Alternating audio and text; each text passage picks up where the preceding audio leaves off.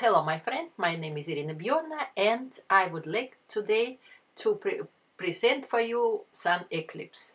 Sun eclipse in Denmark was about 10:50, around 10:50, but it was clouds, and that is why we can't see this. But this is very important day because when we have this day, so in fact, if you would like to change your destiny and your goal in life, so it's easy because you need to try something new. Today I go to the National Museum, which is making the new exhibition which called cosplay. It's a Japanese cosplay, so I'm playing there the Japanese girl from the comics, and my friends come there, so we try some new games, costumes and play Japanese style.